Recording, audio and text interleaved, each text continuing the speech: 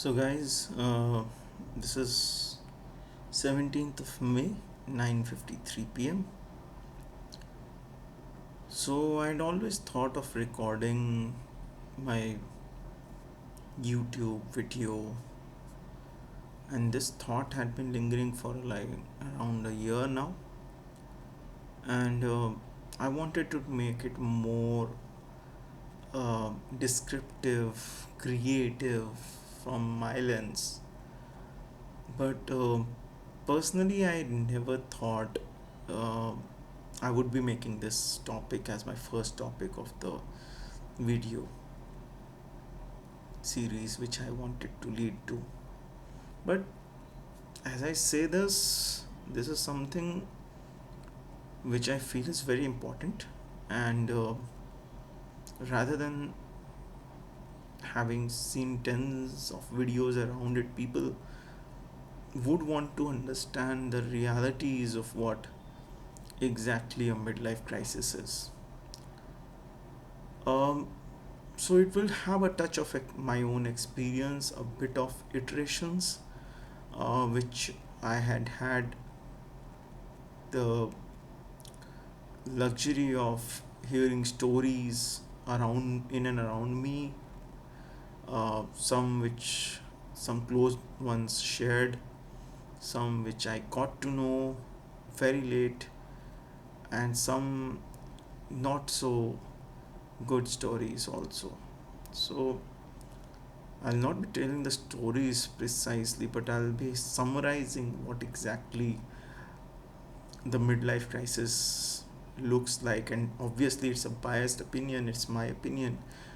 But I assume more or less, if you look at it from the perspective of a middle aged person, ones who are over 35, should I say, and in working class, these kind of midlife crisis can hit out of nowhere.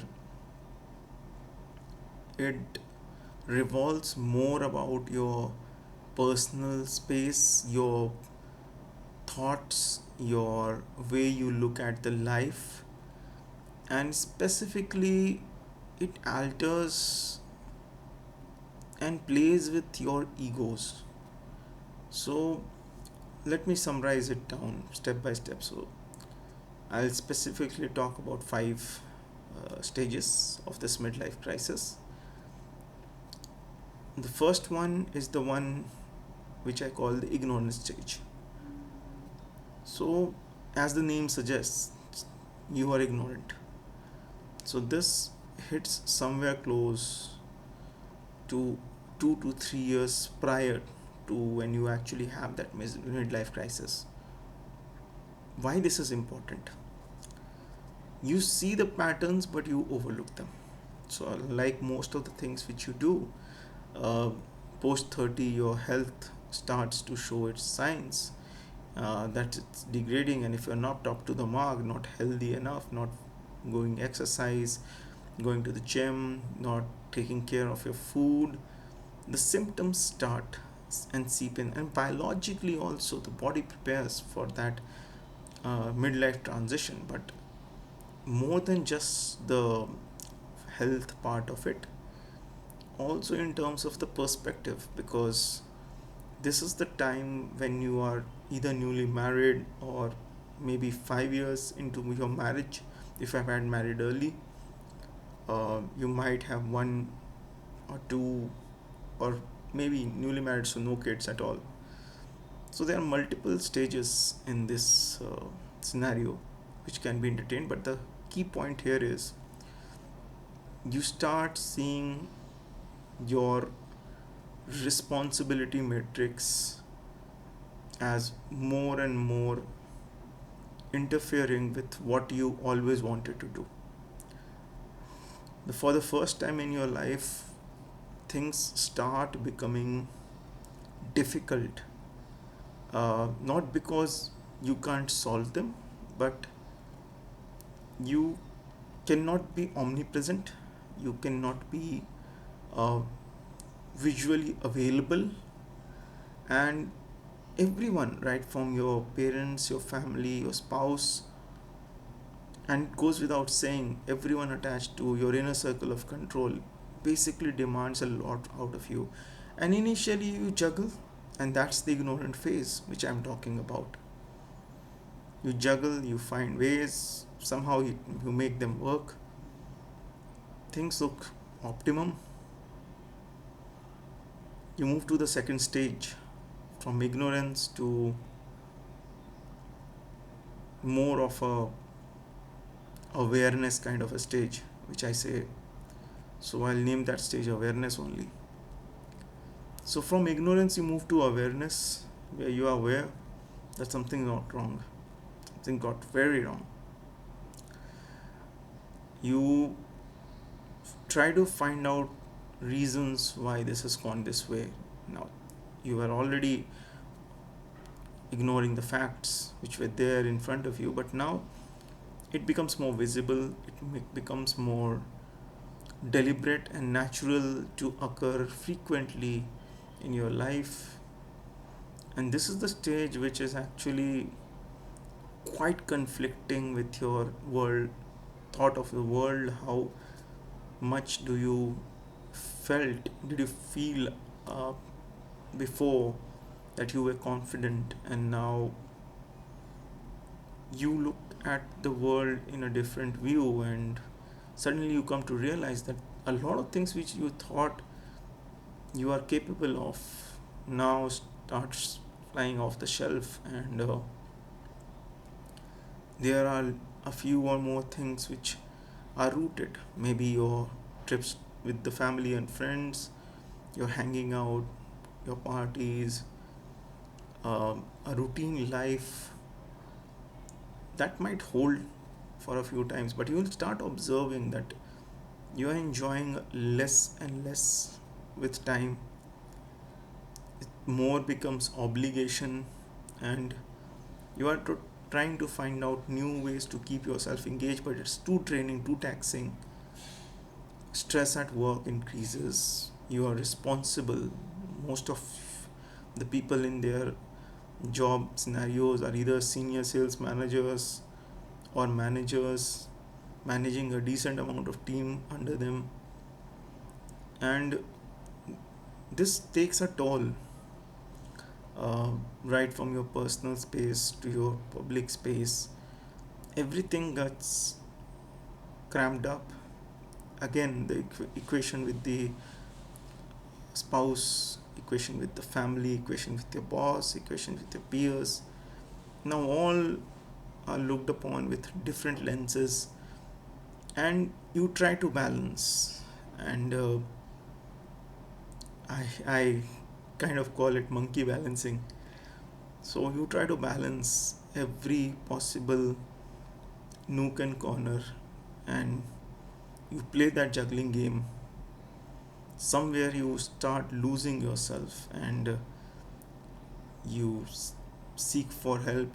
Your friends, your spouse, your family is the comforting factor, but they're just there to listen to you, and that matters. I'm not saying that that doesn't matter, but you yourself try to figure out what needs to be done. And this is the awareness stage, where it almost makes you aware about what you have stepped into. Third is the stage where where you realize it's real. So third stage I call reality check. Reality, so this reality check is more or less self-explanatory when I'm trying to build up right from the awareness to the reality check. It's sooner or later when you realize that you are into this, and it's all about your motivations. How are you looking at your life? Are you optimistic? Are you pessimistic? Are you hopeful? Are you becoming more God fearful? Are you economically stable? Are you health wise? Are you in a good shape or not? Like, all thought of questions now make sense. So wherever you look, so this is the very critical stage, because at this stage, whatever advice you get, either from social media, YouTube shorts, podcasts, everything starts to make sense, and everything feels like this content is for me. Your friend's advice feels like, guy, this guy knows everything. Your spouse, though she would be advising you that she or he, in case, so they are advising you that you can do wonders, and they are kind of motivating. You start looking for a different angle to it, because then you realize everyone around you is doing wonderful. And don't even let me get started over the social media pressure. So all the pressure that was building up since the first stage, now in the third stage, hits you like bricks. Now a constant comparison series works out. You start checking what are your peers doing. Those who were there in your college days, what are they doing? Your family members, what are they doing? And you enter into that cycle of basically comparing yourself with everybody. And then it hits you, and that is the hit. So every time you hear the midlife crisis hit, that is the hit of comparison. And that's why I told you it's all about egos. See, it's easier said than done when I say become a saint, don't even think about it, but that's not the reality which we are living in the world today. Becoming a saint, becoming an ascetic person is more of an escapism. It is running away, and you won't want yourself to become that ascetic person. You won't want to become a sage and leave everything, because you know right now you are into it. You have commitments, you have a family, you have parents, and this is exactly the position where the midlife crisis actually is. Now, the fourth and the fifth stage depend totally on what your motivations are. So, the fourth stage after realization is basically action, and this can also be called inaction in case you are pessimistic. The stage of action demands a lot. The stage of action may require a pivot, because if you are continuing in what loop you have entered, and it's a negative loop, I don't need to say that. So the first and foremost thing which you need to realize is there's always going to be something better. There's always going to be someone best, in terms of money, in terms of wealth, in terms of health, in terms of relationship, in terms of Instagram feeds, in terms of Facebook feeds, in terms of how they matter to your family, your even relatives. Always there will be some or the other relative which will be much better, and you will always have that question in front of you, what have I done wrong? So that is not the way you need to take this. You have to understand that's the pessimistic way. So that's the negative loop which I'm talking about. Look on the other side, understand what needs to be done. The moment you understand that you have achieved the stage of the midlife crisis, pivot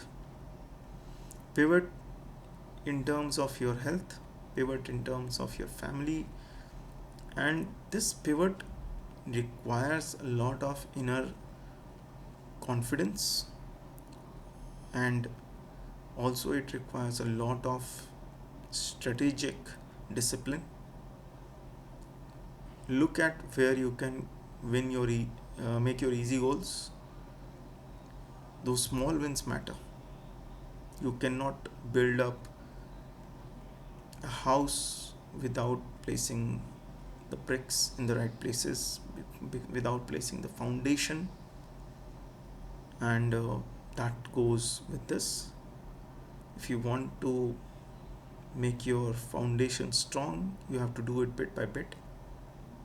and make sure that you are in with people around you who are motivating, positive thinking, not the ones who are depreciating, not the ones who are making you weak, making you feel weak. Try to find success stories, try to find achievers around you. Look up to them. It's fair. Age doesn't matter, geography doesn't matter, race doesn't matter, what kind of language we speak doesn't matter. It's more about the willpower which you might need to gain. Understand what is by default at fault. And after this stage, the fifth stage, basically it's an acceptance and new finding discovery also. So I'll call it a discovery of acceptance. Why discovery? Because since you have taken the pivot, life will give you new challenges, but now your vision has changed. Now the way you look at life has changed. See, this is not rocket science, what I'm talking about. There are 10 different books you can read about it. But this is reality. It's not bookish. It's not a podcast which I am trying to explain it to you, and I'm gaining nothing other than satisfaction of sharing this knowledge with you. Am I that knowledgeable? Situationally, yes. But am I right or wrong? It's up to you to decide.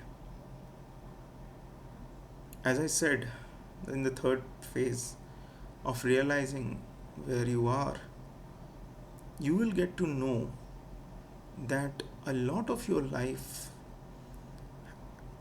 has been shaped into a societal framework, and when you are pivoting, you are trying to break that framework, and it will happen by small steps. Look into what new avenues you can search for, be it financial, be it health wise, what changes, what discipline could you put in place to get out of this. And will you be completely out of it? No. But it's way better than being stuck in a quicksand. You will be meeting yourself again, maybe after a long time. And that burden basically lifts up from your head. See, if I had to summarize this whole video as I started with, it's a battle of ego.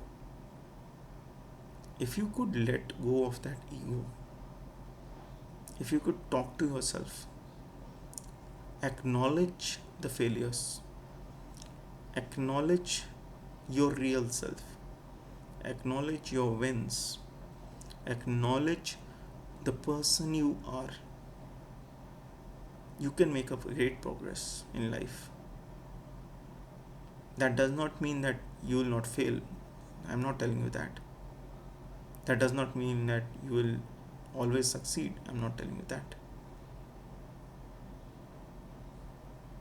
And the probability will always be good.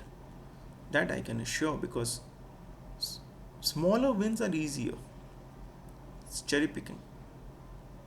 And once you start celebrating those small wins with your family, with your spouse, your children, with your peers, knowingly or unknowingly, you start seeing the positive signs in life. Don't want to share, don't share. Enjoy yourself. See, it's your life. You have to prioritize yourself first. And if you feel that's not making sense, seek out help. It's not wrong to seek out help. If marriage is not working, go to a marriage counselor. If health is not working, go to a gym. If your mental peace is not there, go to a therapist. There are actions, and actions lead to consequences. Inactions also lead to consequences, but not in the right direction. The world is not designed to cater to you, and this is a harsh reality which you need to understand. There is nothing called a midlife crisis that cannot be ended. It will always linger around, and it can always be avoided once you start taking things head on, face to face, with smaller increments. So that's all for the day. Signing off. This is Abhishek. Thank you. Thank you for listening.